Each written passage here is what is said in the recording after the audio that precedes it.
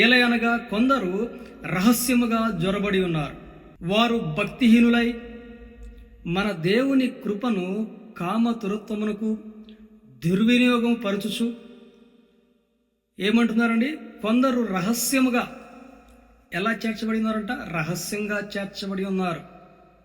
అభిషేకము లేనటువంటి వారు, పిలుపు లేనటువంటి వారు, దేవుని సువార్తను ప్రకటించకు, దేవుని యొక్క రాజ్యమును ప్రకటించుటకు, ఈ యొక్క దేవుని యొక్క మాటలను తెలియపరచుటకు, ఆ దేవుని యొక్క రాజ్యమును అనగా పరిశుద్ధ గ్రంథమును పట్టుకుని ఆ దేవుని యొక్క బిడ్డలను చెదరగొట్టుటకు వారు చొరబడిన వారుగా ఉన్నారు.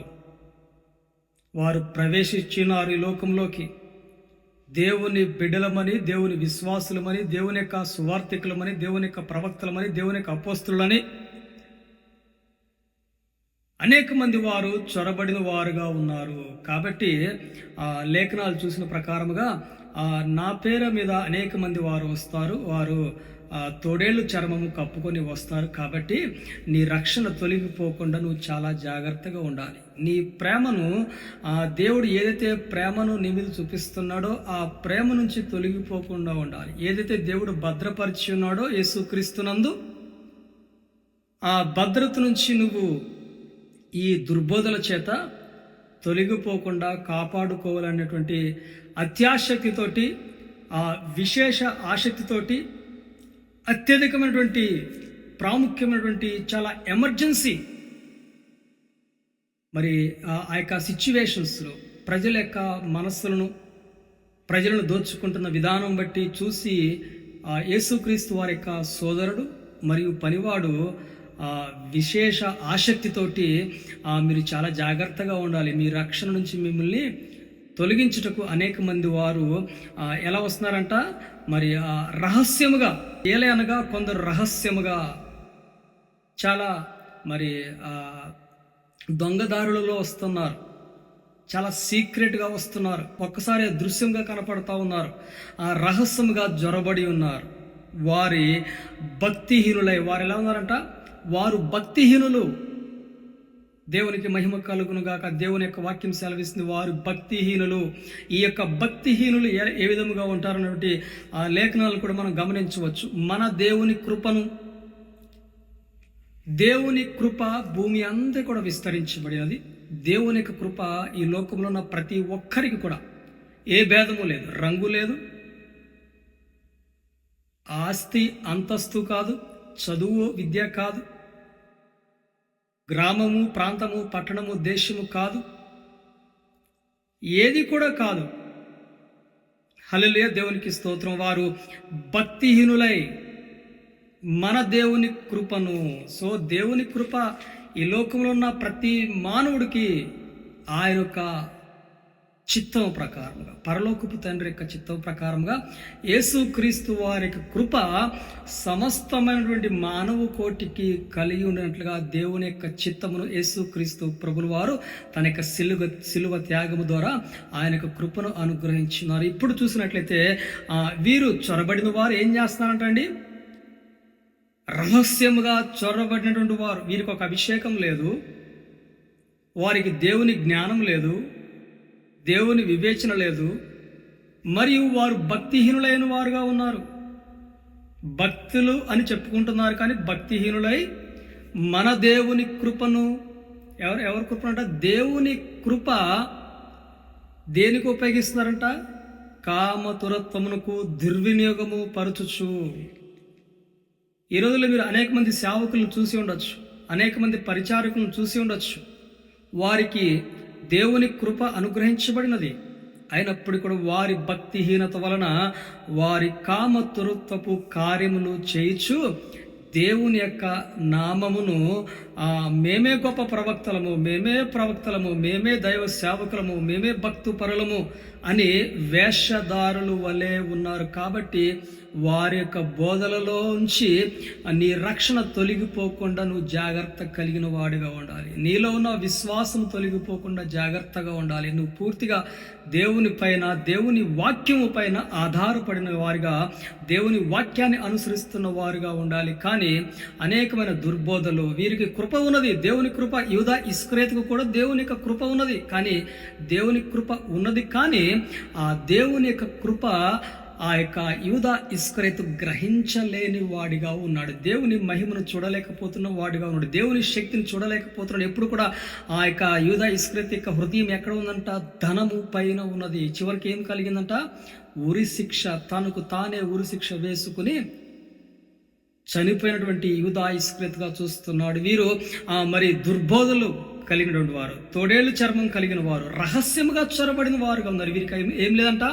దేవుని జ్ఞానం లేదు, దేవుని వివేచన లేదు, ఆ దేవుని యొక్క అభిషేకం లేదు, దేవుని యొక్క పిలుపు లేదు. వారు రహస్యముగా చొరబడి ఆ దేవుని యొక్క కృప ఈ భూలోకం అంతా కూడా ఉంది కాబట్టి ఆ కృప వలన వారు ఆ యొక్క కామతురత్వమునకు ఏర్పాటు చేసుకున్నట్టుకు వారు సిద్ధపాటు కలిగి, వారు దురుద్దేశములు కలిగి దేవుని యొక్క కృపతోనే అనేక మంది వారిని ఆకర్షించుకుంటూ, అనేక మంది వారి యొక్క జీవితములను పరలోక రాజ్యంలోకి నడిపించకుండా నిత్యమైన నరకాగ్నిలోకి వారితో పాటు తీసుకుని వెళ్ళిపోతున్నారు. కాబట్టి నువ్వు వినేటువంటి బోధ, నీ బోధకుడు ఎటువంటి విధముగా నీకు బోధనను బోధిస్తున్నాడు, ఉపదేశమును తెలియపరుస్తున్నాడు, సత్యమును ప్రకటిస్తున్నాడా, అసత్యమును ప్రకటిస్తున్నాడా, కళ్ళ వల్ల మాటలు చెప్తున్నాడా, లేని మాటను సృష్టిస్తున్నాడా, పొల్లు కలుపుతున్నాడా, పొల్లును తీసివేస్తున్నాడా, పదములు కలుపుతున్నాడా, పదములు తీసివేస్తున్నాడా, ఉదాహరణలు ఎక్కువ చెప్తున్నాడా, వాక్యం ఎక్కువ చెప్తున్నాడా అనే విషయాన్ని జ్ఞాపకం చేసుకోవాలి.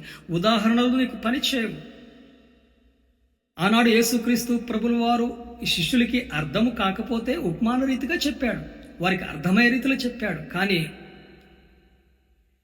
వాక్యము చాలా ప్రాముఖ్యమైనది, దేవుని యొక్క మాట చాలా ప్రాముఖ్యమైనది. అయితే ఈ యొక్క ప్రాముఖ్యమైన మాటలు, మరి రక్షణ కలిగించిన మాటలు మన యొక్క జీవితం నుంచి రక్షణ తొలగిపోకుండా అనేక మంది వారు చొరబడి ఉన్నారు. కాబట్టి మనమందరం కూడా విశేష ఆసక్తి కలిగి మన రక్షణ నిమిత్తము, మనకు కలిగిన విశ్వాసం బట్టి ఏదైతే దేవుని యొక్క వాక్యం సెలవిచ్చిందో ఆ యొక్క వాక్యము ద్వారా మన రక్షణను కాపాడుకున్నట్టుకు మనము పోరాడేవారుగా ఉండాలి. నీ రక్షణ కొరకు నువ్వు పోరాడాలి. నేను దేవుని బిడ్డను, దేవుని కుమార్తెను, దేవుని కుమారుడే, ఇక నేను యథార్థముగా ఉన్నాను. కానీ అపవాది గర్జించు సింహం వలె వాడు ఉన్నాడు. నీలో తప్పులను సృష్టించి తప్పులు నీవే చేస్తున్నావు అని నీకు తెలియపరిచి నిన్ను అవమానపరిచి సిగ్గుపరిచేవాడుగా ఉంటాడు. కాబట్టి ఆ రోజు నేను బోధించాను, తెలియపరిచాను, నా మాట వినలేదని చెప్పి ఎవరంటున్నారంట? బోధకుడు, సేవకుడు తీర్పు తీరుస్తున్నాడు. అనేకమైన సందర్భాల్లో తెలియపరచడం, తీర్పు తీర్చుట నీ పని కాదు, ఏ సంఘ సేవకుడి యొక్క పని కాదు, ఏ విశ్వాస యొక్క పని కాదు. పరుని సేవకునికి నీవు తీర్పు తీర్చినలా, నీ సహోదరునికి తీర్పు తీర్చినలా తీర్పు తీర్చేవాడు ఆ యొక్క దేవుడే. ఆ తీర్పు సింహాసనం ఎదుట ప్రతి ఒక్కరు కూడా నిలవబడవలసిన వారే ఉన్నారు. కాబట్టి ఇక్కడ యూదా యేసుక్రీస్తు వారి యొక్క సహోదరుడు, దాసుడు ఏం తెలియపరుస్తున్నా అంట?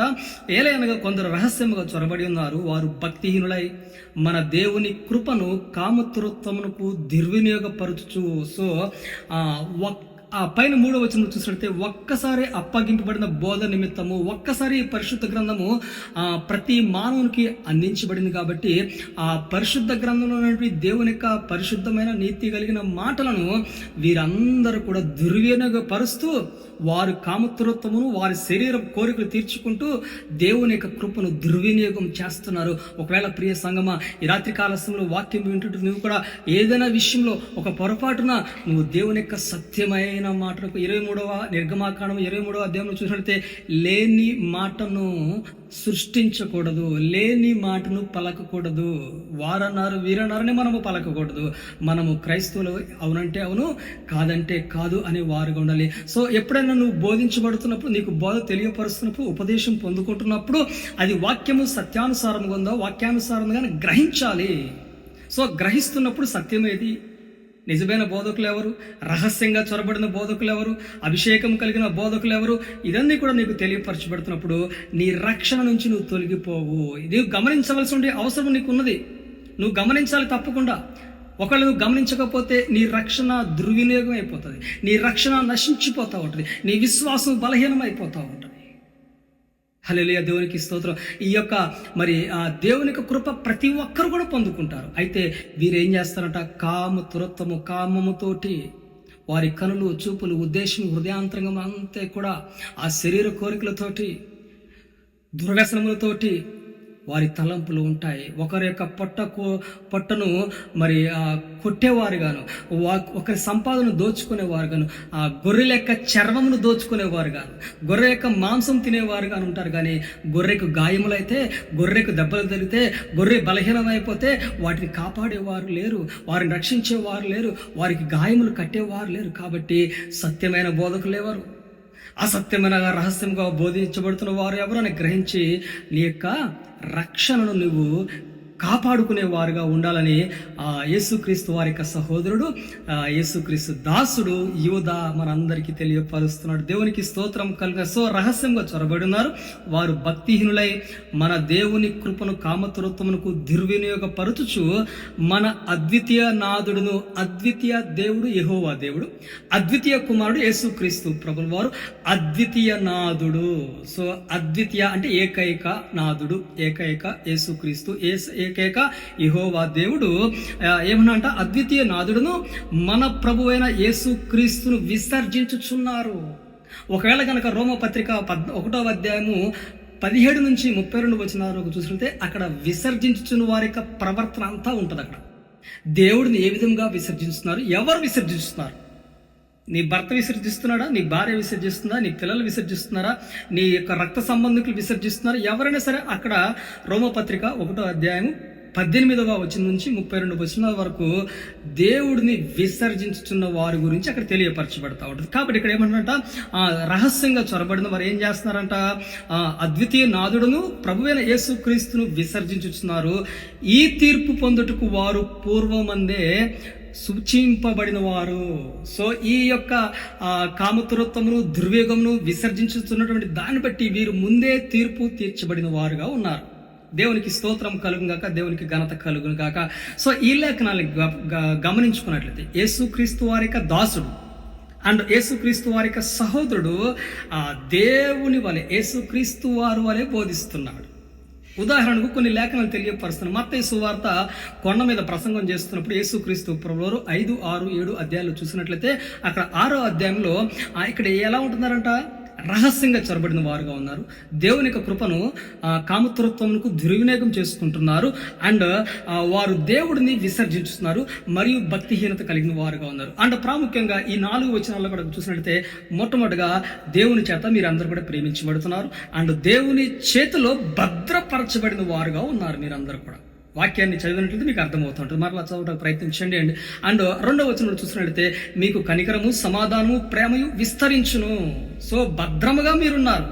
నాకు భద్రత లేదు, కాపుదల లేదు అని దేవుని దగ్గర మొర్ర పెట్టద్దు. దేవుని యొక్క వాక్యమును గ్రహించుకున్నప్పుడు, దేవుని యొక్క వాక్యం నీలో ఉన్నప్పుడు ఏ విధముగా ప్రార్థన చేయాలో కూడా దేవుడి విజ్ఞాపన నీకు వాక్యమును తెలియపరుస్తున్నాడు. ఏమన్నా అంటే ఇక్కడ మొట్టమొదటి వచనంలో చూసినట్లయితే యేసుక్రీస్తునందు భద్రము చేయబడి పిలువబడిన వారికి శుభమని చెప్పి వ్రాయినది. సో మీరు యేసుక్రీస్తులో అనగా జగతి పునాదికి వేయబడక మునిపి మీరు అందరూ కూడా ఏర్పరచబడిన వారు. కాబట్టి దేవుని యొక్క రెక్కల చాటును మీరు భద్రముగా ఉన్నారు. ప్రియ సంగమా,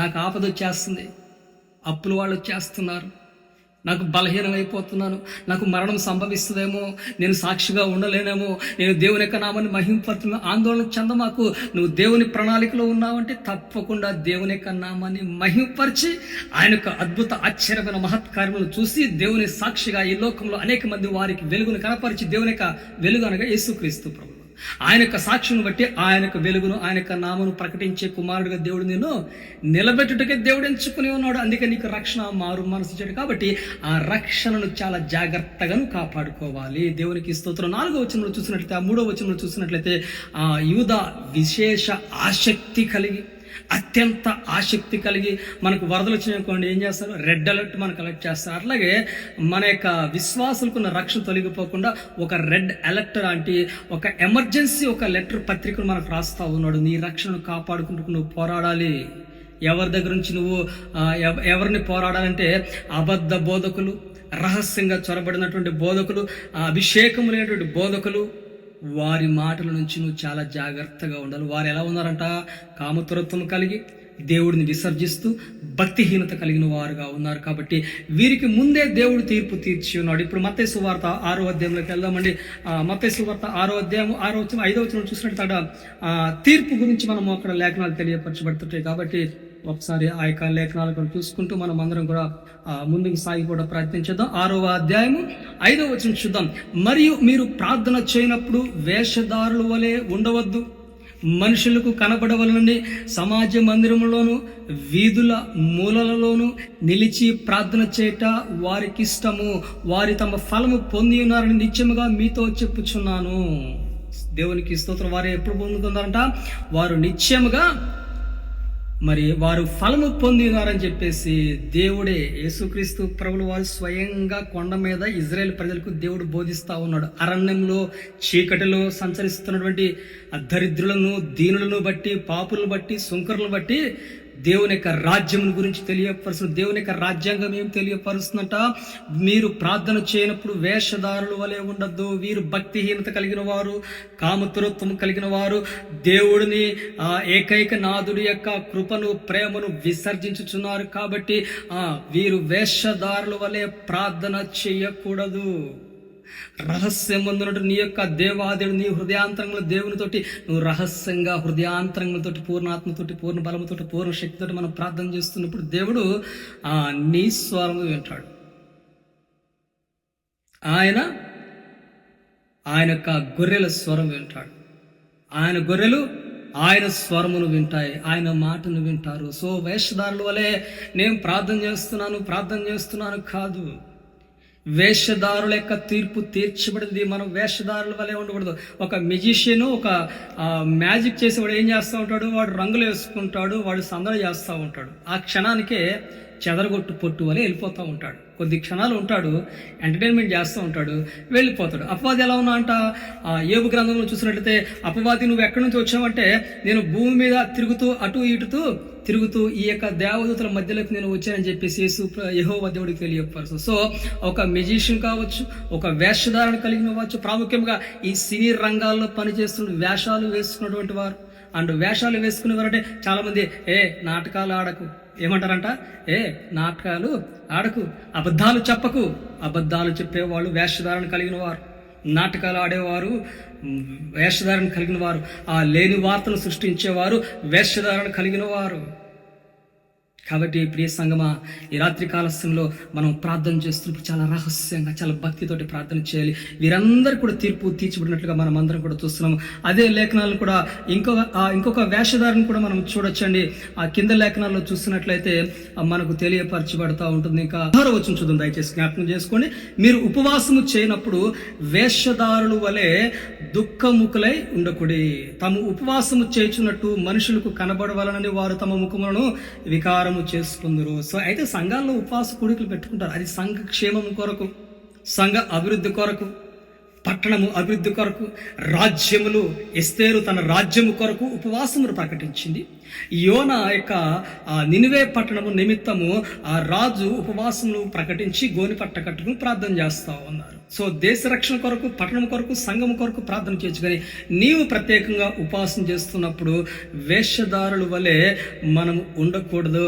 వారికి ప్రతిఫలము ముందే వచ్చిందని చెప్పేసి వాక్యం సెలవిచ్చిన ప్రకారముగా మనము ప్రార్థన చేస్తున్నప్పుడు, ఉపవాసము చేస్తున్నప్పుడు మనము చాలా భక్తి కలిగిన వారుగా ఉండాలి. ఒక విషయాన్ని మనము పాత నిబంధన ఆది కాండంలో యేసేపు యొక్క జీవితంలో చూసినట్లయితే పోతిఫర్ యొక్క భార్య యేసేపుని వెంటాడినట్లుగా మనం అందరం కూడా చూస్తుంటాం. అక్కడి నుంచి ఆయన తప్పించుకునే ఉన్నాడు.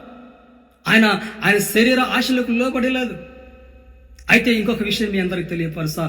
దావీదు మహారాజు కూడా యొక్క పాపములో పడిపోయినప్పుడు తన హృదయము పశ్చాత్తాపము కలిగి దేవుని సన్నిధిలోకి మొరపెట్టుకున్నప్పుడు ఆ యొక్క పాపము చేసినప్పుడు తన యొక్క గర్భము కోల్పోయినది.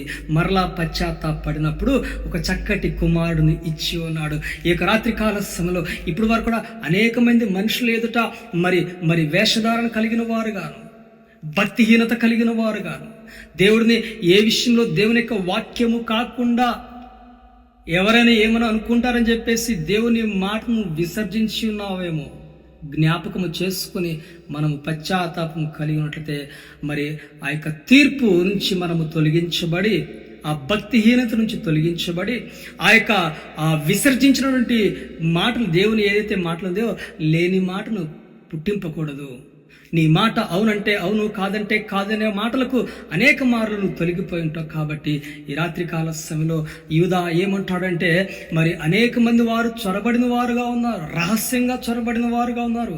ఆ రహస్యంగా చొరబడిన వారు వారి యొక్క శరీర కోరికల కొరకు, వారి పొట్టకూటి కొరకు, వారి వస్త్రముల కొరకు, వారి యొక్క ఆస్తుల కొరకు, వారి ధనము కొరకు వారు భక్తిహీనులై దేవుడిని విసర్జించి వారి పొట్టకోటు కోసము వారు జీవిస్తున్నారు. కాబట్టి నువ్వు వాక్యాన్ని గ్రహించి, ఏ వాక్యం ద్వారా, ఏ మాటల ద్వారా వినడం వల్ల నీకు విశ్వాసం వచ్చి నువ్వు రక్షణ పొందుకుని ఉన్నావో దాని నిమిత్తము నువ్వు ఆత్మీయ జీవితంలో పోరాడేవారుగా ఉండాలని తెలియపరుస్తూ చెప్పడం కొద్ది మాటలను బట్టి వేషధారణ లాంటి మాటలు మనం కలిగకుండా దేవుని సన్నిధిలో పశ్చాత్తాపము, తప్పిపోయిన కుమారుడు వేషధారణ లాంటి జీవితంలోకి వెళ్ళిపోవాలని ఎంతో ఆశ కలిగిన వాడు, ఈ లోకంలో ఎలా అయితే నివసిస్తున్నారో నేను కూడా అలాగే జీవించాలి అని చెప్పి వెళ్ళిపోయి మరలా పశ్చాత్తాపం కలిగి దేవుని సన్నిధిలోకి వచ్చినప్పుడు ఒక చక్కటి నూతన అంగీని, నూతన వస్త్రమును, చక్కటి కిరీటమును, చక్కటి ఉంగారమును, చక్కటి బంగారమును మరలా సర్వ సమృద్ధిలోకి వచ్చి ఆ యొక్క కుటుంబం అంతా కూడా సంతోషముగా ఉన్నది.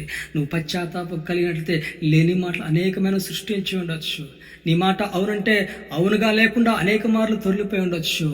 అనేకమైన విషయాల్లో భక్తిహీనత, దేవుని యొక్క వాక్యమును విసర్జించిన వాడుగా ఉండొచ్చాము. కానీ దేవుడు మరలా అవకాశం ఇస్తున్నాడు. దేవుడు చక్కటి సమయం ఇచ్చినాడు, చక్కటి జ్ఞానమును బోధిస్తున్నాడు. ఆయన మాట, ఆయన స్వరము, ఆయన బలము, శక్తి, సామర్థ్యమును పొందుకున్నట్లుగా ఆయన మాటలు నీ హృదయంలో స్థిరపరిచినాడు. కాబట్టి ఈ యొక్క మాటల నుంచి తొలగిపోకుండా ఈ వాక్యము జీవితకాలం అంతా కూడా నీ జీవితంలో మరి ఫలించినట్లుగాను, నీ కుటుంబంలో ఫలించినట్లుగాను, నీ పట్టణంలో ఫలించినట్లుగాను ఒక బలమైన దీపస్తంభముగా మీరందరూ కూడా ఫలించాలని తెలియపరుస్తూ చెప్పడం కొద్ది మాటలు దేవుడు దీవించి ఆశీర్వించును గాక. ప్రార్థన చేసుకుందాం.